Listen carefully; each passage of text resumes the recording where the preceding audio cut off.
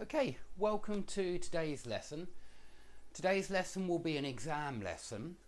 We're going to look at the IELTS academic exam, which is the exam which you will probably take if you want to go to an English or an American or an Australian university. So part one of the IELTS, you are recommended to take 20 minutes on this task. Yeah, no more than 20 minutes. I mean, you can take more, but you'll then have less time for the second task, which is it carries more marks and you're expected to write 250 words, not 150. Now, the first part is always a graphical analysis or a diagrammatical analysis. It could be a bar graph, it could be a line graph, it could be a table, it could be a map, it could be a pie chart, which are the ones which are a circle and show you different proportions or percentages. So it could be any kind of diagram, and you are expected to to describe the diagram. Okay? So 3 parts to this in order to make this a nice, well-structured essay. You need an introduction where you reword the task. So if the task is like here and it asks you, it says, this is a line graph showing the proportion of population over 65 in Japan and the USA over a period of 80 years from 1940 to 2020. You need to reword that in your introduction. And so you need to say the line graph, start with what it is. The line graph shows or describes or demonstrates the proportion of population over 65 from 1940 to 2020. Okay? Always start with just a description of what the line graph or the bar chart or the map shows. So if I was going to write an introduction for this map, I would say this is a map which shows the location of 2 different supermarkets, S1 and S2, in the town of Galston.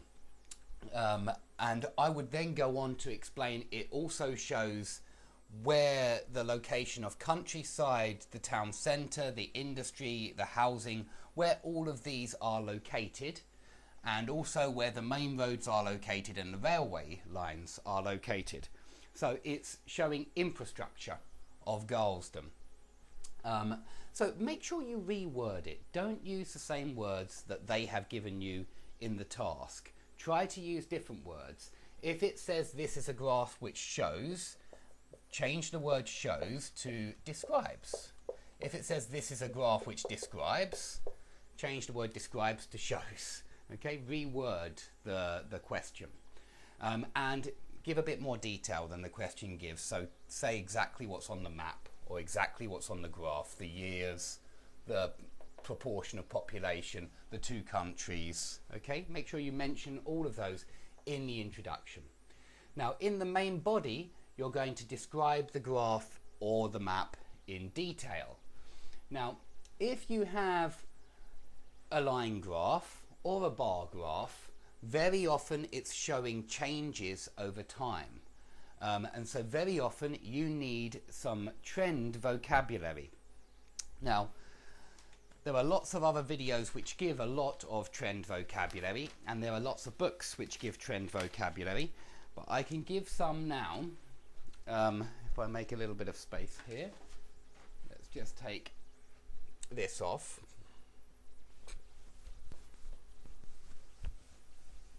Okay, so if we're describing a line graph or a bar chart showing changes over time, if it's doing this, it's increasing, it's rising. Now, of course, if you're talking about something which happened in 1940, use past simple and say in 1940 only 5% of the population were in retirement age, were pensioners in Japan. Okay, so use past simple. But then this figure rose over the next period of 20 years to 8%. Yeah, I think that's about 8%. This figure rose to 8%. do be attentive to the numbers on the sides. It would be a shame to write a great essay and get the numbers wrong, because you will lose marks if you're not attentive to the year or the number, whatever's on the y-axis. By the way, that's what we call this. This is called the y-axis, and this is called the x-axis.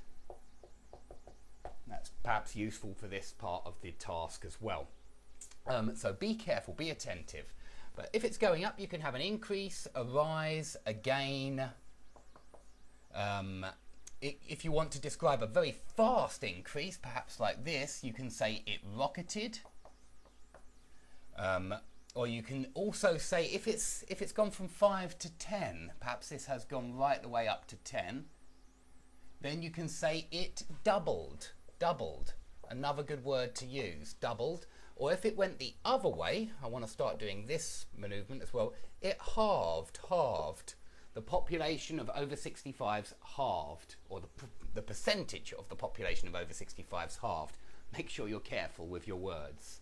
Okay, so you can halve, you can decline. It could be a reduction. Maybe somebody reduced something. Maybe it was just a fall in sales. Maybe it was a drop in sales. So there are lots of words you could use here. Lots and lots and lots. It could be an improvement of some description, perhaps. These can be used as verbs or nouns. And if you do use them as nouns, an improvement, an increase, a rise, a gain.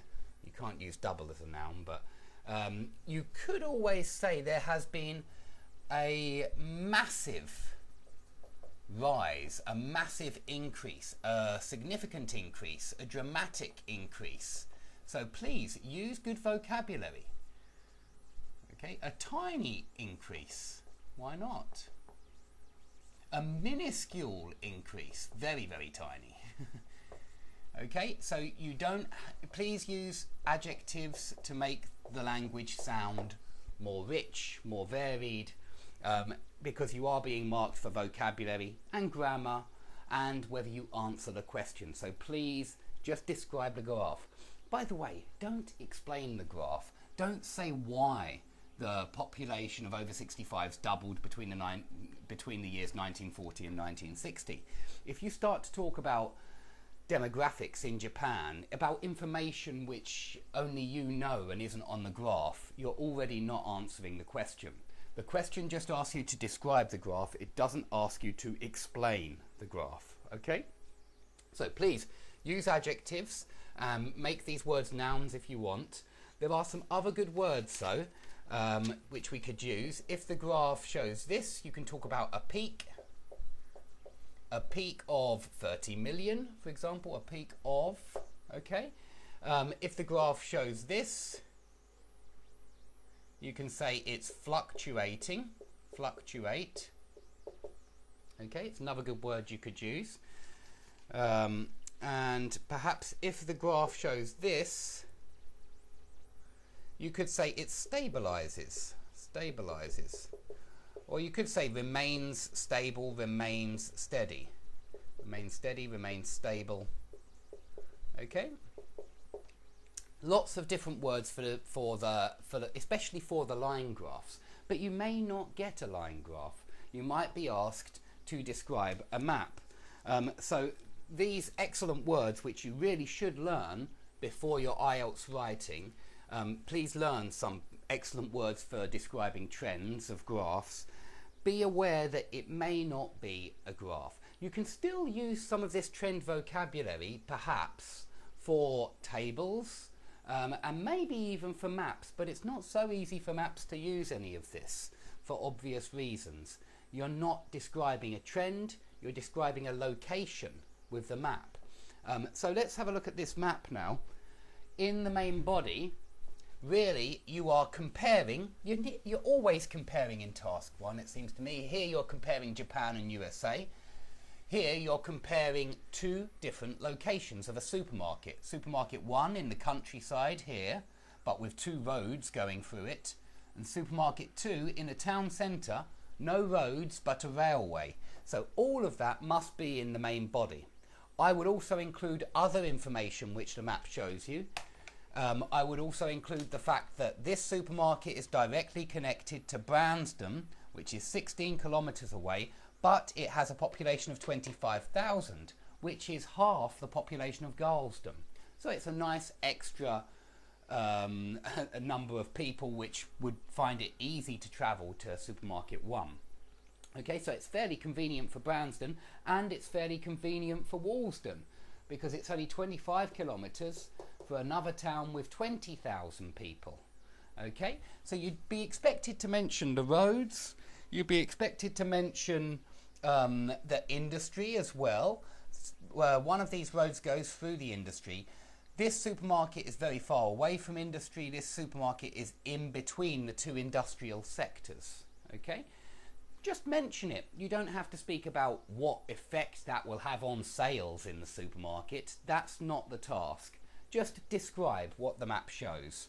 Okay, so certainly mention the railway, and certainly mention the fact that Supermarket 2 is completely surrounded by housing.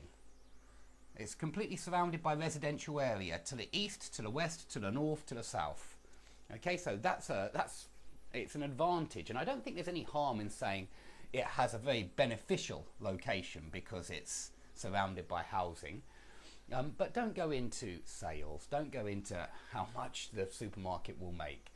But this supermarket is not surrounded by any housing at all. It's only surrounded by countryside. So you should certainly mention that. Okay, so mention all of those points and then come to your conclusion. Now your conclusion should just be a summary of the main ideas which you've already said. And your conclusion shouldn't be more than 1 or 2 sentences long in this part, in the 150 words part. In the second part, your introduction and conclusion can be a little bit longer.